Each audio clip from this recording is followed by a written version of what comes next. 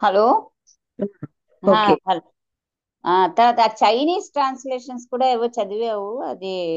అంటే అసలు ఆ అంటే ఒక ఆయన బోధిసత్వ. ట్రై చేశారు పోయం టిగ్గా రాయడానికి. ఆ, అదేనా? అదే ఆఖరిలో చదివావు అది.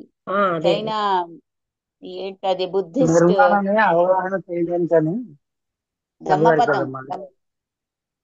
ధమ్మపదం అనేది. అదా.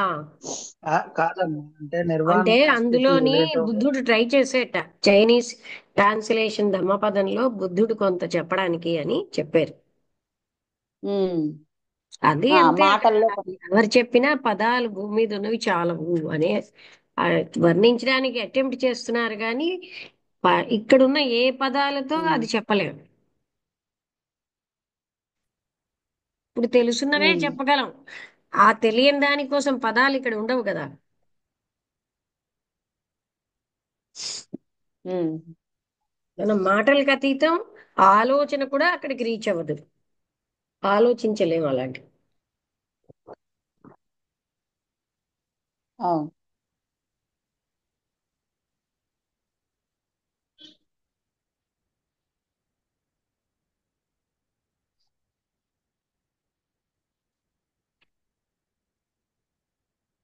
దాన్నే కృష్ణమూర్తి గారు ప్రేమతత్వం, ప్రేమ, లవ్ అని చెప్పి అలాగే చెప్పారు. అంటే అంటే మనస్సులో సూక్ష్మమైనటువంటి వికారాలు అన్నీ విషయం పోతే కూడా ఉండేదే ప్రేమ. అంటే ప్రేమ. మనస్సు అది. నిశ్చలం అయిపోతే ఉన్నది ప్రేమ, ఆనందం. ఆ, అనంతమైన ఆనందం, బ్లిస్ అని చెప్పాడు బుద్ధుడు. అంటే అనంత ఆనంద స్థితి అనమాట. ఇంకేముంది, మనస్సే కదా అన్ని ఇబ్బందుల్ని ఉమ్, తెచ్చిపెట్టేది. మనస్సు నిశ్చలం అవుతే. అవును. అసలు అంత సొంతం గురించి ఆలోచించడం కారణంగానే మనకి కష్టాలన్నీ. ఆ ఆ అది అది సెల్ఫ్ కొంచెం ఇవన్నీ తెలిసాక సెల్ఫిష్నెస్. అందరికీ ఆ విషయం తెలుస్తుంది. మన స్వార్థమే మళ్ళీ మన కష్టాలు వస్తున్నాయి కదా. అవును. ఆ స్వార్థమే అవును. లేకపోతే మన కష్టాలే లేవు. అది అదే. అంటే ఎవరు తేవట్లేదు మన బాధల్ని, మనమే. ఆ స్వార్థ చింతన అన్నది తెచ్చుకుంటున్నాం. వదులుకోలేక. అంటే ఆ, ఎందుకు జ్ఞానం బాగా వస్తున్న కొద్దీ స్వార్థం ప్రయోజనం కాదని తెలుస్తుంది. ఆ, దాని నిష్ప్రయోజకత్వమే కాకుండా అది బాధ పెట్టేది స్వార్థమే అని తెలిసినప్పుడు దాన్ని పట్టుకోరు మనిషి. ఉమ్, అజ్ఞానం వల్ల కదా స్వార్థం వస్తోంది.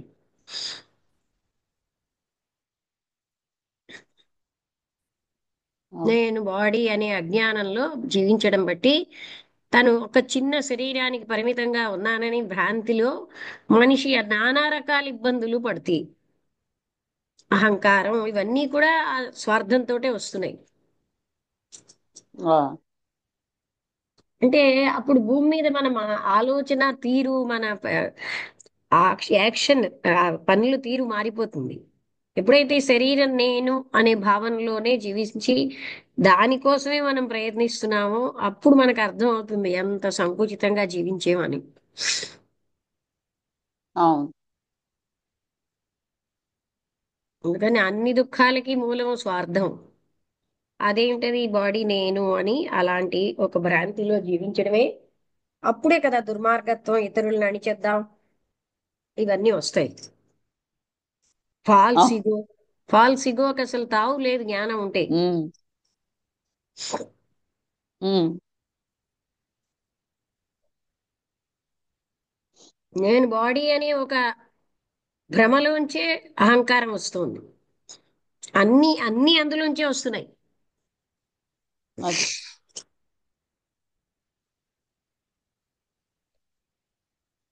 రాంబుద్రుడు గారు మాట్లాడతారా? నమస్తే మేడం, అందరికీ నమస్కారం. నమస్తే. అదే మేడం, నిర్వాణ స్థితిని వర్ణించడంలో చేశారు. అంటే ఆ యొక్క కాంతి సర్వదా వెదజిల్లబడి ఉంది. అంటే అది పదార్థంలో ఉంది, ప్రకృతిలో ఉంది, జీవంలో ఉంది, అన్ని చోట్ల అది ఇది ఉంది. అది విచ్ఛిన్నమై ప్రతి చోట కనిపిస్తుంది. అంటే ఒక చోట డల్గా కనిపిస్తుంది, ఒక చోట ప్రకాశంగా కనిపిస్తుంది. ప్రకాశంగా కనిపించినప్పుడు జ్ఞాన మార్గాన్ని ఎన్నుకొని ఆ ఆ బాగా వ్యక్తి పరిణతి చెందిన వాళ్ళలో అది బాగా ప్రకాశిస్తూ ఉంటుందండి. ఆ, అదే మేడం. అజ్ఞానులలో అది డల్ గా ఉంటుంది. ఆ, అది జ్ఞానుల ఆ, జ్ఞానుల్లో అది ప్రకాశవంతంగా జ్ఞానులంటే కనిపిస్తుంది. ఎవరు? ఈ స్వార్థ బుద్ధి వదిలేసిన వాళ్ళు, అంతే కదా. అవును మేడం. అవును మేడం. స్వార్థ బుద్ధి వదిలి ఆ ఆ యొక్క ఆ, స- స- సర్వేశ్వర తత్వాన్ని అర్థం చేసుకున్న వ్యక్తులు ప్రకాశిస్తున్నారు అనేది అర్థమవుతుంది. అదే మామూలు వ్యక్తుల్లో అది ఒక డల్గా, అంటే ఈ ప్రాపంచిక వ్యవహారాలు, లౌకిక వ్యవహారాల్లో ఉండడం వలన వాళ్ళకు ఆ తేజం తక్కువ ఉంటుంది. ఆ అంటే ఈ స్వార్థపరత్వంతో తను ఇబ్బంది పడుతూ అందరినీ ఇబ్బంది పెట్టేది మామూలు జీవి. తను ఇబ్బంది పడుతూ అందరికీ ఇబ్బందులను తీర్చే ఒక స్థితిని పొందిన వ్యక్తి నిర్వాణ స్థితి అనేది ఒక అర్థమవుతుంది మేడం. ఇబ్బంది ఆ, పడుతూ తాను ఇబ్బంది పడినా అందరి ఇబ్బందుల్ని గ్రహించి దాన్ని తీర్చే స్థితిలో ఉండే వ్యక్తి నిర్వాణ నిర్వాణ నిర్వాణం చెందిన వ్యక్తి. అంటే ఆ నిర్వాణ స్థితిలో నిర్వాణం ఉన్న వ్యక్తి. చెందడం అంటే అక్కడ ఇబ్బంది ఏమీ లేదండి. కానీ అలాంటి వాళ్ళల్లో కొంతమంది వస్తారు మానవాళికి, మా అవును యొక్క అవును మేడం. ఆక్రందనని నేను అందరూ వచ్చిరు. ఉమ్, అదే మేడం. అంటే ఆయన ఆయన దేహ పరిధిలో ఉన్నప్పుడు ఈ అంటే దేహానికి అది సంబంధించి నిర్వాణం అని మనం చెప్పడానికి డెఫినిషన్ కి పనికిరాదు. ఉహు, నిర్వాణిక స్థితికి వెళ్ళి వెనక్కి వచ్చిన వాళ్ళు కొంచెం మంది ఉంటారు. ఉహు. అంటే వెనక్కి వచ్చిన వాళ్ళు అంటే ఎవరు మేడం? వాళ్ళ గురువులు ఇలాంటి వాళ్ళ ఎలా ఏంది మేడం అది? పరమ గురువులు అలాంటి వాళ్ళే కదా. బుద్ధుడు. ఉహు, ఉహు. అంటే ఇప్పుడు నిర్వాణ స్థితికి వెళ్ళి వెళ్ళిపోయిన వాళ్ళంతా అక్కడ అక్కడ ఆ ఇంకా ఇతర ప్లానెట్స్ లో ఇంకా పరిణతి చెందిన వాటిలో పనిచేస్తూ ఉంటారు. ఓకే భూమి ఓకే మీద మేడం. ఉన్న ఓకే జనం మేడం. యొక్క ఆక్రందనకి మనస్సు కరిగి, అంటే కారుణ్యంతో లోపల మళ్ళీ వాళ్ళు జన్మ తీసుకుని కిందకు వస్తారు కొంతమంది. వాళ్ళే గురువుల్లాగా గురు రూపంలో ఇంకా ఎన్నో ఈ ఈ ప్లానెటరీ బోధన. చైన్స్ ఉన్నాయన్నారు కదా. ఎన్నో అవును సోలార్ మేడం. సిస్టమ్స్ ఉన్నాయని. అవును మేడం. అవును మేడం. మనకంటే పరిణితి చెందిన జీవులు కూడా ఉన్నాయని అన్నారు కదా. అవును మేడం. ఉమ్. అదే మేడం. అంటే ఇప్పుడు ఈ ఈ ఈ విచ్ఛిన్నమైన కాంతి అనేది అంటే ఆత్మకాంతే కదా మేడం? ఆత్మకాంతి అంటే ప్రతి జీవి ప్రతి పదార్థంలో, ప్రతి మనం జీవిలో బ్రహ్మము అంటాము, ప్రకృతి. ఇక్కడ నిర్వాణిక్ లైట్ అని అలా చెప్పారండి. ఏదైనా పదాలు ఒకటే, పదాలు వేరైతే నేను విషయం ఒకటే, అంటే పదాలు కాదు అక్కడ. అక్కడ అవును. విజన్ లో లైట్ అంతా లైట్ గానే కనబడుతోంది అని అంటే అక్కడ మాటలకు అది లైట్ అని పదం చాలా చాలదు అక్కడ అని చెప్పారు కదా మళ్ళీ. ఈ పదాలు అవును భూమి మీద మేడం. ఉన్న పదాలతో వర్ణించలేమని చెప్పేశారు ఫైనల్ గా. అవును మేడం. కానీ ఈ ఈ ఈ యొక్క గ్రంథంలో వర్ణనలన్నీ ఆ, అంటే ఆ ఏది చూసినా ఆ నిజతత్వం అనేది 100% కనిపిస్తున్నట్టు అనిపిస్తుంది మేడం. అంటే ఆ, ఆయన అనుభవించిన అనుభవాలన్నీ కూడా హ్మ్. ఆ, జ్ఞాన ఓ, మార్గంలో ఇదేమి సంకుచితంగా ఉండడానికి లేదు. ఈ పుస్తకం ఏ పుస్తకాలైనా ప్రపంచం మొత్తంకి వెళ్తాయి కదండి. అందరూ జ్ఞానులు, ఎందరో సైంటిస్టులు అందరూ కూడా, అంటే బాగా అవును పరిణతి చెందిన వాళ్ళు అందరూ వెరిఫై చేస్తారు. అందులో రాంగ్ ఉంటే ఈ పాటికి పట్టుకుంటారు అలా అన్నమాట. అంటే ఎందరికో ఎంతో హయ్యర్ స్టేజ్కి వెళ్ళిన వాళ్ళు అలా. అవును మేడం. అవును మేడం. ప్రతి ఆ, అంటే ప్రతి వర్ణన దానికి అంటే నిజంగా అది ఆ అనుభవంలోకి వచ్చిన స్థితిని వర్ణించడం లాగానే కనిపిస్తుంది మేడం. దాంట్లో ఏమాత్రం సంశయం ఏ లేదు. పదాలు కానీ చాలా అన్నది ఇక్కడ వాళ్ళకి అనుభవం వచ్చిందో లేదో మనం వెరిఫై చేయడం కాదు, కానీ రాకపోతే రాస్తారేంటి కానీ అది కాదు ఉమ్, ఇక్కడ. ఆ మాటల్ని ఉమ్, ఎక్స్ప్రెస్ చేయడానికి ఈ భూమి మీద ఉన్న పదాలు కానీ ఆలోచన వెళ్ళలేదు అక్కడి వరకు. ఆలోచనతో పట్టుకోలేమని కృష్ణమూర్తి గారు ఎన్నోసార్లు చెప్తున్నారు. అవాంగ్ మానస గోచరం అవును అని మనం చెప్తాం. మనస్సుకు అగోచరమైంది. మనస్సు వెళ్ళలేదు అక్కడి వరకు. అవును మేడం. అవును. అదే అదే మేడం. అంటే ఆ, ఈ ఈ అదే అంటే ఈ నిస్వార్థ స్థితికి వచ్చి నిష్కామ స్థితిలో ఓకే వెళ్ళి ఆ తర్వాత వెళ్ళే స్టెప్పుల ద్వారా ఆ స్థితిని చేరుకోవచ్చు అనేది ఇక్కడ వర్ణన జరిగింది. అదే భూమి మీద ఆ, మన కర్తవ్యం ఏమిటంటే స్వార్థం వదలడమే. ఇక్కడ ఒక దగ్గర ఎనిహిలేషన్ అని చెప్పారు నిర్వాణాన్ని. ఎనిహిలేషన్ అని ఎందుకన్నారు అంటే ఆ డిజైర్, ఆ కోరికను వదలడమే అని చెప్పారు ఫైనల్ గా.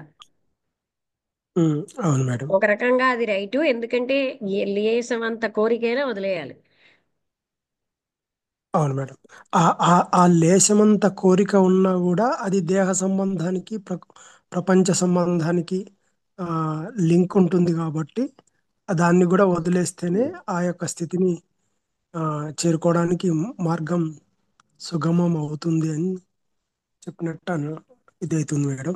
అంటే ఒక సో రకంగా అన్ని వదిలేయడం, ఒక రకంగా అంత పూర్ణంగా ఉండడం. అది అలా చెప్పారనమాట. అంటే అంతా అక్కడ ఉన్నదంతా అదే.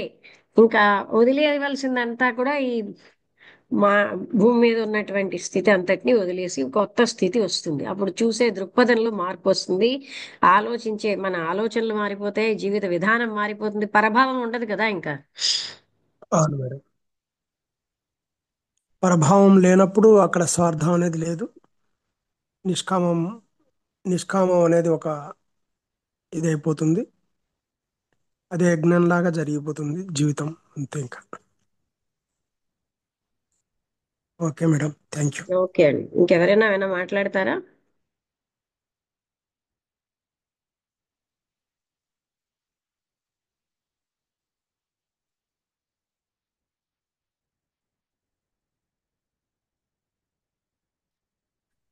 అమ్మ నమస్తే మ్యామ్. నేను శ్రవంతి గారు. స్రవంతిని మాట్లాడుతాను. చెప్పండి శ్రవంతి గారు. ఇది బుక్ అంటే నేను కొంచెం మిస్ అయ్యానమ్మా మధ్యలో. ఆ చాలా మొదట్లో అంతా మీరు రాలే, లాస్ట్ లో వస్తున్నారు. ఆ, అవునమ్మా. అదే వీలైతే బ్రీఫ్ గా ఒక్కసారి చెప్పగలరా? అట్లాగే చాలా ఒక్కసారి విషయాలు డీల్ చేశారండి. మీకు ఇంగ్లీష్ వస్తే పీడిఎఫ్ పెడతాను. ఆ, ఇందులో ఆ, అంత పెట్టరా బ్రీఫ్ గా అది? చెప్పడానికి ఒక్క విషయం కాదు, ఉమ్, చాలా విషయాలు డీల్ చేశారు. ఉమ్, ఉమ్. ఇప్పుడు చెప్పినట్టుగా చెప్పడానికి లేని విషయం కోసం ఇన్ని పేజీలు ఆ, చెప్తున్నారు. పర్లేదమ్మా, ఒక్కసారి పీడిఎఫ్ పెడతారా నాకు? నేను పీడిఎఫ్ పెడతాను. ఆ, తెలుగులో కూడా దొరుకుతుందమ్మా ఈ బుక్? ఆ, ఉన్నది కానీ ప్రింట్ చేయట్లేదండి. పరమ గురువులు వారిని అవును. చేరుకోవడం అనేది రిప్రింట్ అవ్వట్లేదు తెలుగులో. ఇంగ్లీష్ లో మాత్రం అంటే మొత్తం దేశం అంతాను అదర్ కంట్రీస్ కొనుక్కుంటారు కదా, ఇంగ్లీష్ లో ఆ, ఎక్కువ ఉంటాయి. తెలుగు వాళ్ళే ఉహు, కొంటారు కనుక తెలుగు వాళ్ళే రీప్రింట్ చేయాలి ఈ పుస్తకాన్ని. ఉహు. బుక్ నేమ్ ఏంటమ్మా అయితే? పరమ గురువులు వారిని చేరు మార్గం తెలుగులో, మాస్టర్స్ అండ్ ద పాత్ అన్నది ఇంగ్లీష్ లో. ఓకే, ఓకే అమ్మా. అంటే తెలుగు పీడిఎఫ్ ఉందా మేడం? పీడిఎఫ్ ఏంటండి, తెలుగు పుస్తకానికి రీప్రింటే లేదు. ఆహా. అంటే మళ్ళీ తెలుగు వాళ్ళే అందరూ కలిసి దీనికి ప్రింట్ చేయించుకోవాలి, తెలుగు కావాలి, తెలుగు అర్థం అవుతుంది అనుకున్న వాళ్ళు. మిగతా అంతా ఇంగ్లీష్ లోనే ఎక్కువ ఎందుకుంటాయి ఇందులో. మొత్తం భారతదేశం అందరూ ప్లస్ అదర్ కంట్రీస్ కి కావాలి, అందుకని ఎక్కువ పుస్తకాలు ఇంగ్లీష్ లో ఉంటాయి. తెలుగు వాళ్ళకి మాత్రమే తెలుగు. ఇది అందరికీ సంబంధించింది కదా. భారతదేశంలో ఎన్ని భాషలు ఉన్నాయో అందరూ ఇంగ్లీష్ లో చదువుకోగలరు. అలాగే ఇతర దేశాల్లో అవును. వాళ్ళు కూడా ఇంగ్లీష్ చదవగలరు. ఎక్కువ ఇంగ్లీష్ లో కాపీస్ అడయార్లో అమ్ముతారు. తెలుగు వాళ్ళే తెలుగుని ప్రింట్ చేయించుకోవాలి. అందుకే తెలుగు ప్రింట్ చేసినవి అన్ని తెలుగు వాళ్ళని కొనుక్కోమని అంటారు. ఇంత కష్టపడి ప్రింట్ చేసి తెలుగు వాళ్ళు మాకు అక్కర్లేదని వదిలేయడం కాదు, అది ప్రింటింగ్ ఛార్జెస్ అన్ని కలిపి తెలుగు వాళ్ళందరూ కొనుక్కుంటే ఇలా మంచిది, వాళ్ళకి మంచిది, వీళ్ళకి నువ్వు ఇంత ఎంతో తక్కువ మందికి ఎక్కువ ధనం ఇన్వెస్ట్ చేయాలి కదా ప్రింటింగ్ కి. అవును. తెలుగులోకి తెలుగు వాళ్ళ కోసం తప్ప ఎందుకు తెలుగులోకి.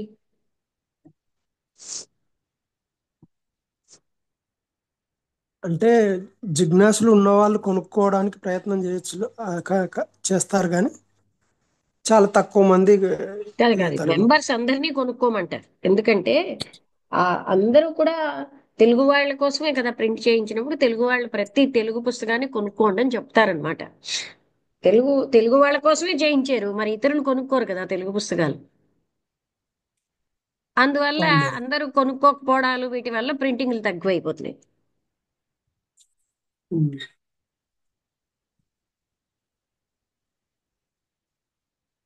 అయినా పిఎల్ఎన్ ప్రసాద్ గారని ఆయన అయితే చాలా బాగా కొన్ని పుస్తకాలు, కామ శరీరం, ఆ తర్వాత ప్రశ్నోత్తరాల్లో దివ్య జ్ఞానం, ఇలాంటివన్నీ బాగా చక్కటి తెలుగులోకి, ఆయన పిహెచ్డి తెలుగు, వాళ్ళ ఫాదర్ చెప్పారు నువ్వు ఈ పుస్తకాలన్నీ ట్రాన్స్లేట్ చేయని. వాళ్ళ ఫాదర్ మాకు డైరెక్టర్ గా ఉండేవారు ఒక క్యాంప్కి.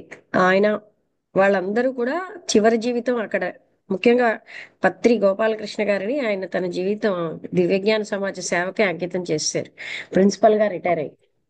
అక్కడ అతని కొడుకు పిఎల్ఎన్ ప్రసాద్ గారు. ఈ పిఎల్ఎన్ ప్రసాద్ గారు చాలా పుస్తకాలు అనువాదించారు తెలుగులో ఇప్పట్లో. ఆ ప్రశ్నోత్తరాల్లో దివ్యజ్ఞానం అన్న దాంట్లో ఎసెన్స్ అంతా ఉంటుంది చదివితే. తర్వాత ప్రతి బుధవారం మీటింగ్ అవుతుంది, ఫెడరేషన్ మీటింగ్ 6 గంటల నుంచి 7:20 వరకు. మీరందరూ వస్తే చాలా విషయాలు, నిన్న కూడా ఆయన బాగా చాలా మంచి విషయాలు చెప్పారు. మీకు అది మనం వైవస్వత్ మను లాడ్జిలో పెట్టాము, అష్టావక్ర యోగాలో కూడా పెట్టారు. ఆనంద్ కుమార్ గారు ఎవరు రాలేదు.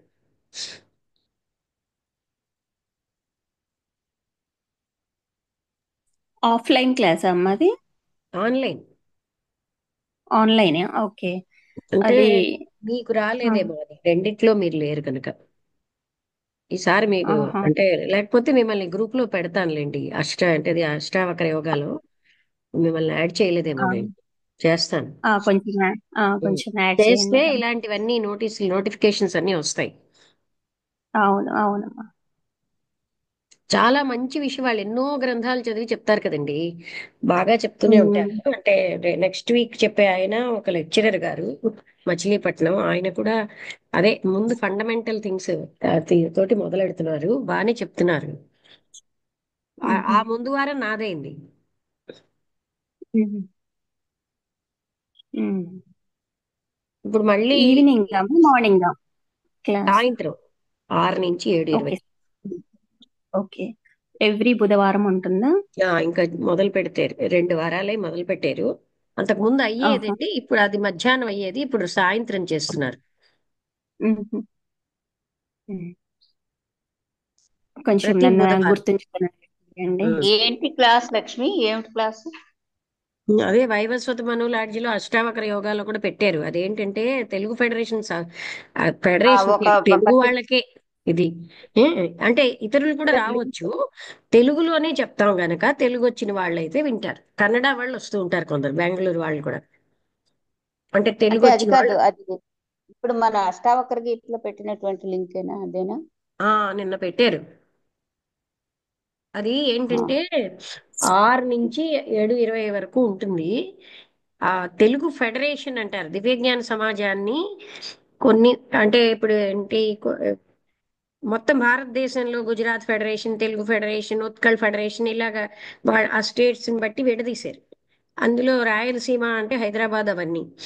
ఇది తెలుగు ఫెడరేషన్ కోసం ఇక్కడ పెడుతున్నారు, ఎందుకంటే మన వైపు క్లాసులు అవి తక్కువ అవుతున్నాయి. అందుకని ఫెడరేషన్ లెక్చరర్స్ ని ఆన్లైన్ మీటింగ్స్ లోని, ఆ అది ఫెడరేషన్ తరఫున సభలు అన్నమాట. సభ అంటే ఎక్కడ అవ్వట్లేదు, ఆన్లైన్ లో అవుతోంది. ఉమ్. ఆన్లైన్ సులువు కదా, ఇంకా ఏదైనా ఆఫ్లైన్ అవ్వాలంటే అందరూ ప్రయాణించి వెళ్ళాలి. అందుకని ఆన్లైన్ చేస్తున్నారు ఇప్పుడు. ఆఫ్లైన్ ఏంటంటే నెల్లూరులోని దివ్యజ్ఞాన సమాజానికి ఏడాదికి ఒకసారి వార్షికోత్సవాలు జరుగుతాయి, అది నెల్లూరులో. తర్వాత సౌత్ ఇండియన్స్ అందరికీ ఒక కాన్ఫరెన్స్, అంటే సౌత్ ఇండియన్సే పార్టిసిపేట్ చేస్తారు, అది ఢిల్లీ అడయార్లో సౌత్ ఇండియన్ కాన్ఫరెన్స్ అని.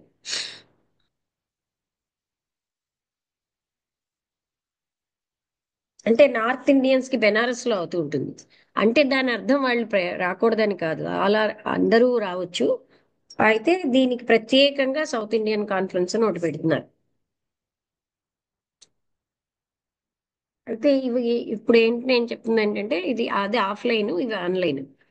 South Indian conference online offline కూడా ఉంటాయో లేదో నాకు తెలియదు మాత్రం. కానీ ఇవన్నీ ఆన్లైన్ క్లాసెస్, ఎవరైనా ఆ టైంకి 6 నుంచి 7:20 వరకు తెలుగులోనే అవుతాయి, తెలుగు వాళ్ళ కోసమే.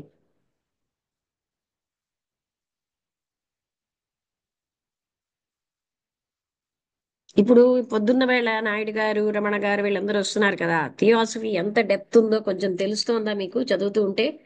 రమణ, నాయుడు గారు, ఈశ్వర్ గారు వీళ్ళు వస్తున్నారు, బాలభాస్కర్ గారు చాలా అంటే ఏమంటారు?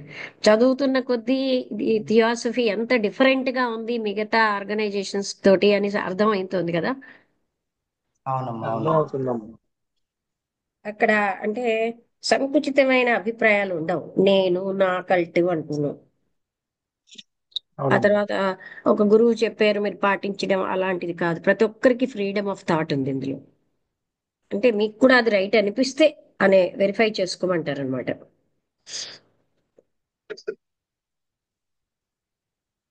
ఈ మధ్య మనం రాధా బన్నేర్ గారు అని ఇంటర్నేషనల్ ప్రెసిడెంట్ గారు రాసిన హ్యూమన్ రీజనరేషన్ అన్న పుస్తకం చదువుతున్నాం. అదిను మహాత్మా లెటర్స్ అని కూడా ఉన్నాయి, కానీ చాలా కాంప్లికేటెడ్ గా ఉంటాయి. చాలా బుక్స్ ఉన్నాయి, అసలు చాలా లోతుగా అధ్యయనం చేస్తున్న కొద్దీ అప్పుడు మనకు అర్థమవుతుంది మనకు తెలిసింది ఏమీ లేదని.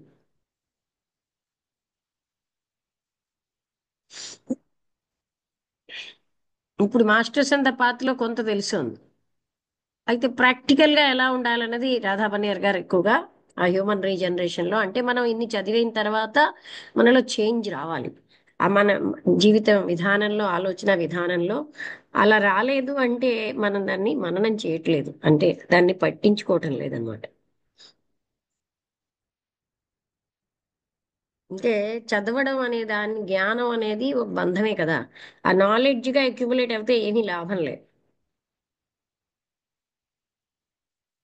అండర్స్టాండింగ్ ఈజ్ యాక్షన్ అన్నారు కృష్ణమూర్తి గారు, అవగాహన అయితే అది యాక్షన్ లోకి వస్తుంది పూర్తిగా.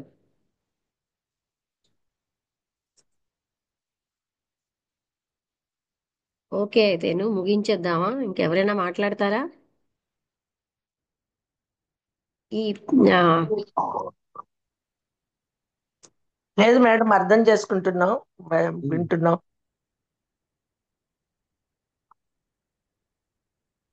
ఈ పావని పిచ్చుకల ఆ, అంటే అతను ఎవరు, భాగ్యం గారు, ప్రణవ్ మాట్లాడతారా ఏమైనా?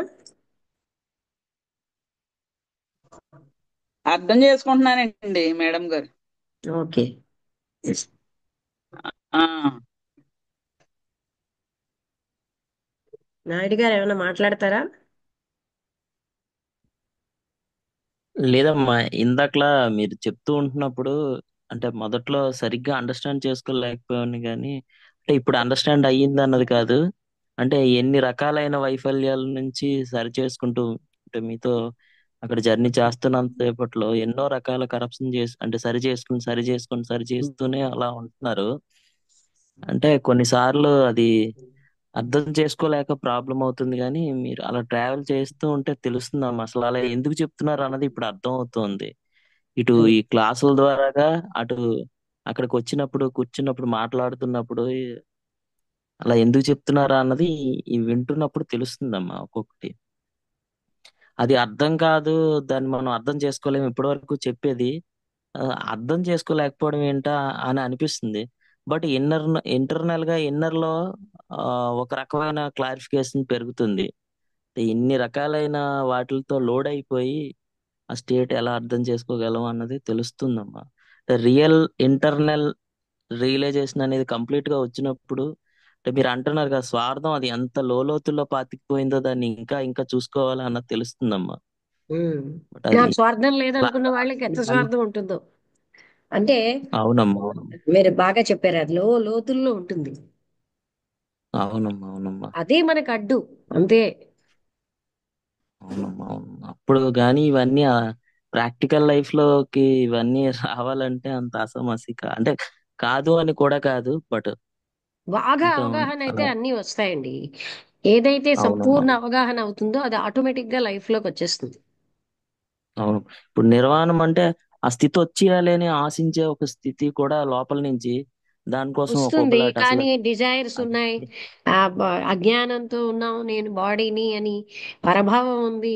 ఆ, అది అప్పుడు ఎలా, ఇవన్నీ అడ్డులు కదా దానికి. అదే అమ్మా, అది స్వార్థము, లోపల నుంచి ఎందుకంటే కోరికలు, ఇవన్నీ అవునమ్మా, అడ్డులే కదా. అవునమ్మా, అవునమ్మా, దాని గోల ఎందుకు అనిపించింది ఒకసారిగా. అసలు ముందు ఇది ఈ ఇంటర్నల్ గా ఇంత ప్యూరిఫికేషన్ లేకుండా అలాంటివి ఎలా కలుగుతాయి? ఇంకా వీటిలన్నిటిని ఎంతెంత సూక్ష్మంగా చూసి దాన్ని, అంటే మీరు చెప్తున్నప్పుడు పదే పదే చెబుతున్నప్పుడు అహమడ్డ వస్తుంది, ద్వేషం కలుగుతుంది, మళ్ళీ అది నిదానంగా అది మళ్ళీ అంటే ఒక్కొక్కటిగా ఒక్కొక్కటిగా తగ్గుతుంది అమ్మ. అంటే అలా అవుతుంది అది. చెప్పినప్పుడు గొప్ప కష్టం కలుగుతూ ఉంటుంది. అవునమ్మా.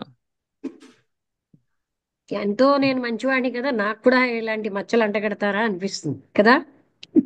అవునమ్మా. చాలా అంటే చాలా ఇమేజ్ లో ఎంత, ఇమేజ్ ఆ లో అసలు ఎంతగా మామూలుగా ఇచ్చేసుకోలేదు అసలు. ఊహాత్మక అవన్నీ చిత్రం మనదే. తగులుతున్నప్పుడు ఉమ్. అవునమ్మా. నాయుడు గారి అది ఇమేజ్ అనేది ఎంత హెల్ప్ అర్థమైందా? చేస్తుందంటే లోపల అర్థం మన అవుతుందమ్మా. మనందరం మన ఊహాత్మక చిత్రంలో జీవిస్తాం. అందుకే ఎవరైనా ఏమైనా అంటే కస్సు మన కోపం. ఆ ఊహాత్మక చిత్రంలో మనం వేరు, మన రియాలిటీలో మనం వేరు. అవునమ్మా. అవునమ్మా. ఊహాత్మక అది చిత్రంలో ఎంతో హెల్ప్ అవుతుందమ్మా. అన్ని సాధించేసాం, అంతో ఉన్నతానికి వెళ్ళిపోయాం, సమస్త జ్ఞానం మనకు వచ్చేసింది. ఆ భూమి మీద అందరికంటే మంచి వాళ్ళం. ఇది మన ఊహ. అవునమ్మా. రియాలిటీలో అవునమ్మా. అవేమీ లేవు. లేదమ్మా. ఎందుకంటే బాహ్య ప్రపంచానికి మనం కనిపించే ఆ నేను వేరు, అంతర్గతంగా ఉన్న ఇంకొక నేను వేరు. ఇన్ని రకాలైన స్థితులతో అంటే ఇటువంటి దీనికి పరమ పవిత్రమైనది అని పేరు పెట్టడానికి కూడా అర్హత లేనిదే అటువంటి వాటికి పరిచయం చేస్తున్నారమ్మా మీరు. అంటే అది అప్పటికేదో బాధ కలుగుతుంది, కానీ అవన్నీ తీసి పారేస్తే అసలైన సుఖం వస్తుంది. అవునమ్మా. ఆ బాధ ఎందుకు కలుగుతుంది? గర్వం వల్ల. ఏమిటా గర్వం? నేనింత నేనంతా అన్న ఊహ వల్ల. అవునమ్మా. అవునమ్మా. అది లేకపోతే ఆ బాధే లేదు. అవును. నేను నథింగ్ అనుకున్న వాడికి ఆ కోపం ఎందుకు వస్తుందండి? నీకేమీ రాదంటే ఏమిటి వచ్చి గనక మనకి 4 పుస్తకాల్లో విషయాలు సేకరించాం, మనదనుకుని బతుకుతున్నాం. ఏమొచ్చు గనక మనకి? అంతే అమ్మా. వాళ్ళ థాట్స్ అది వీళ్ళ థాట్స్ క్లారిటీగా బుర్రలోకి వస్తాయి అర్థమవుతుంది. అంతే. అవునమ్మా. ఆ ముట్నూరి కృష్ణారావు గారు చెప్పినట్టు వీళ్ళ ఆలోచనలు వాళ్ళ ఆలోచనలే కానీ నీకంటూ నీకు ఆలోచన ఏడవలేదు అన్నట్టు ఎప్పుడు మనం బారోడ్ థాట్స్ కోట్ చేస్తూనే జీవించవచ్చు. అవును.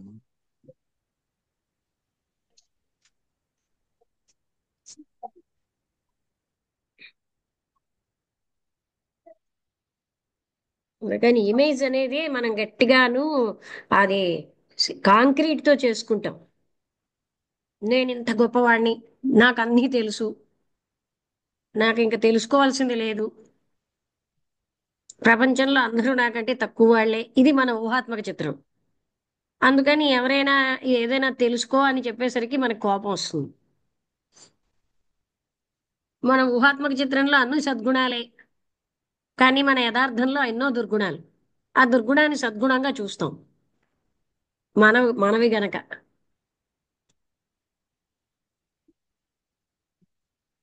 అదే ఇతరుల్లో చీమంతా కూడా పెద్ద పర్వతం అంత చేస్తాం. మనలో పర్వతం అంత దుర్గుణాన్ని చీమంతగా చూసుకుంటాం.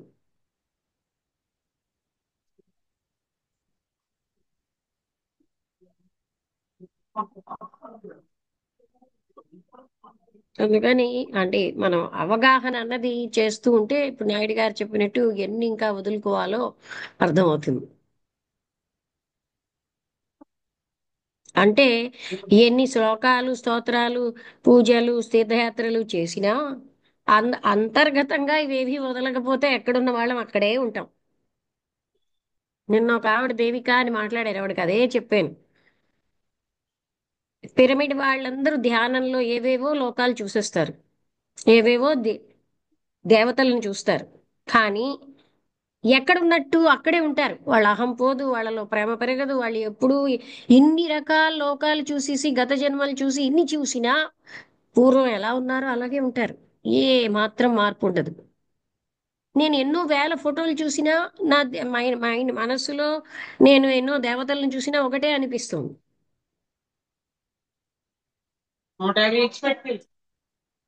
ఏంటండి? ఎవరు ఏం మాట్లాడుతున్నారు? క్లారిటీ లేదు, క్లియర్గా చెప్పండి. ఆహా బా అంటే ప్రణవ్ భాగ్యం గారు గారు అలా ఆఫ్ చేయలేదమ్మా, మ్యూట్ లో పెట్టలేదు అసలు. ఏంటండి? భాగ్యం గారు మ్యూట్ లో పెట్టలేదమ్మా. లేదు, భాగ్యం గారు మనతోటి ఏదో మాట్లాడారు. భాగ్యం భాగ్యం గారు క్లారిటీ రావట్లేదు, మైక్ క్లారిటీ ఏదో చెప్తున్నారు, చెప్పండి.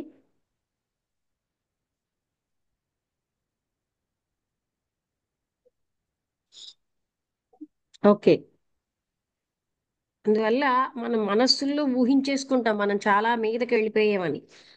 మనం ఎక్కడ ఉన్నాము, అసలు నాలో ఏమైనా మార్పు వస్తుందా, ఓ 10 ఏళ్ళకి ఇప్పటికీ నాలో అనేది మనం చూసుకోం. మన యొక్క బిహేవియర్ లో బాహ్యమైనటువంటి లిప్స్టిక్ రాసినట్టు బాహ్యంగా మేనర్స్ మార్చుతాం అంతే, అందరూ మంచి అనుకోవాలని. కానీ అంతర్గతంగా నాకు వస్తుందా అని మనం చూసుకునే ధైర్యం లేదు మనకి.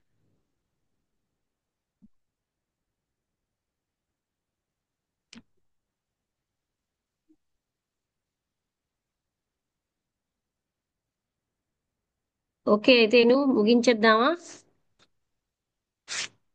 ఇంకేమైనా మాట్లాడతారా? ఈశ్వర్ గారు ఏదో మాట్లాడుతున్నారమ్మా, మళ్ళీ ఆఫ్ చేసి. ఏంటండి? ఈశ్వర్ గారు లేదు ఏదో లేదమ్మా, చెప్పబోయారు. అర్థమవుతుంది బాగానే అర్థమవుతుంది. తర్వాత నేను దేవిక గారు మీకు ఫోన్ చేశారమ్మా. చేశారు, అప్పుడు నేను చాలాసేపు మాట్లాడాను వాటితోటి. అదే అడిగారు, నెంబర్ ఇచ్చాను, చేయమని చెప్పాను.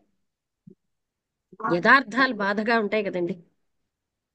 అవునమ్మా, అవునవును, రైట్ అమ్మా. ఆ బాధపడుతుందమ్మా కొన్నాళ్ళకి.